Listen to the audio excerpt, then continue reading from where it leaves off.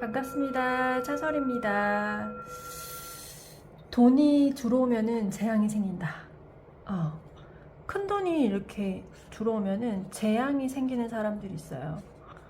사주 구성에서 돈만 들어오면은 굉장히 큰 불행이 있으신 분들이 있는데요. 뭐 미국이나 외국 같은 경우에도 로또를 맞았는데 뭐 불행한 경우가 있잖아요. 끝이 불행했던 사람들. 그런 사람들은 이제 돈이 재앙이 되는 사람들인 거거든요. 그래서 여기 보면은 재물에 해당한다는 거는 이 큰 돈이 들어온다는 뜻은 재성 중에서 편재를 말을 하는 거예요. 편재 같은 경우에는 이제 내가 이 편재 운이 들어오게 되면은 큰 돈이 들어온다라고 쉽게 통변을 할 수가 있는데 예를 들어서 이 재성이 너무 많으면 내 사주가 뭐 재성이 뭐 너무 이렇게 막 예를 들어서 막 이렇게 태가하게 된다고 하면은 이게 곧 재앙이거든요. 그래서 제가 재관인으로 해서 제가 관을 좀 키우게 되는 상황이라서 이 관은 결국엔 나를 땅 치는 상황인 거거든요. 그래서 재물을 들 힘이 없어서 나는 이렇게 약한데, 그쵸? 내가 들 수 있는 힘은 이 정도의 그릇이라고 쳐볼게요. 그런데 이 재성의 무게가 이 정도의 무게가 들어온다고 하면은 내가 이거를 둘 수가 있을까요? 완전히 쓰러지겠죠. 완전히 이렇게 쓰러지겠죠. 이게 이제 재성의 힘을 감당하지 못한다고 해서 명리로 말을 하게 되면은 재다 신약 사주다라고 할 수가 있습니다. 그래서 가장 해결점은 어떻게 해결을 해야 되냐면 재물이 갑자기 많이 와서 관이에서 나를 쳐서 내가 이제 쓰러져 있는 상황에서는 비겁들이 도와주면 돼요. 비견과 겹재. 그래서 내가 감당하지 못하는 이 재물이 들어왔을 경우에 뭐 로또나 큰 돈이 들어왔을 경우에는요, 동료들에게 나누어야 돼요. 그러니까 전문가에게 맡기고 관리를 하게 해서 내가 그것만으로도 내가 살아야 되는 길이거든요. 그러면 내가 이제 공궁에 처할 때 살아나갈 수 있는 사람들이에요. 제다 신약이신 분들은 주변에 많이 평소에 베푸시고 내 무리를 만드셔야 되는 부분이 있습니다. 이게 개운법인 거고요. 두 번째 같은 경우에는 재물작용이 좀 나쁘게 되는 경우에는 제다 신약인 경우에 있고 관이 태간 사주들이 있어요. 예를 들어서 을목이라고 해볼게요.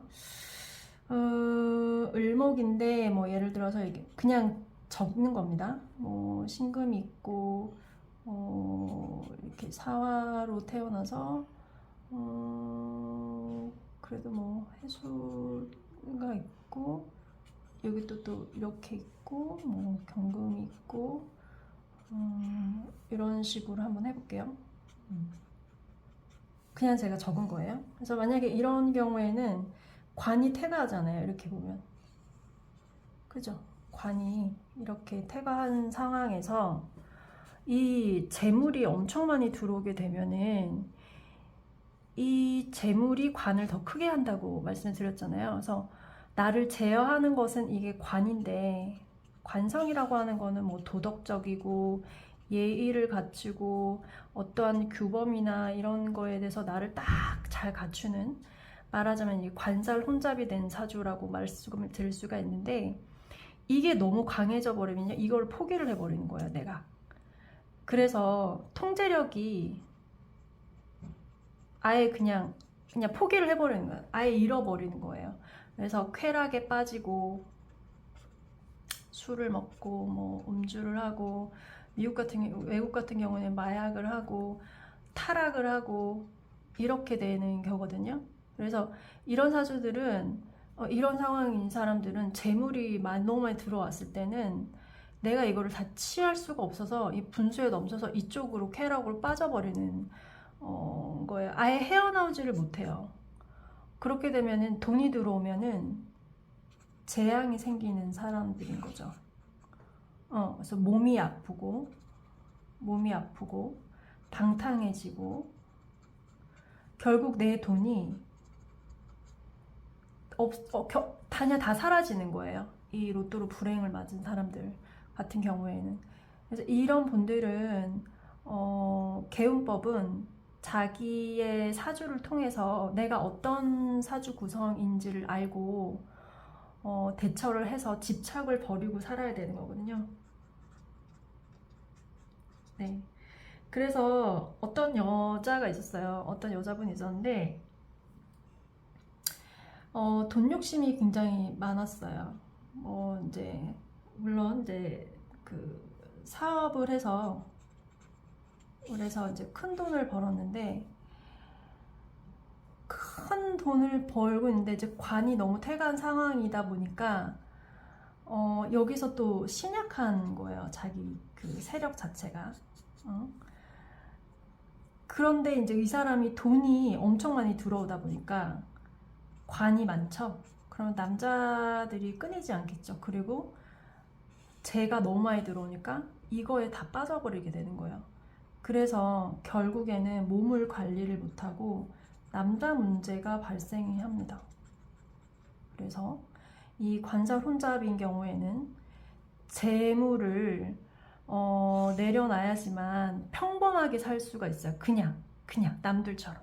하지만 눈먼 돈으로 계속 돈에 집착을 하게 되면 불륜이 발생을 할 수가 있고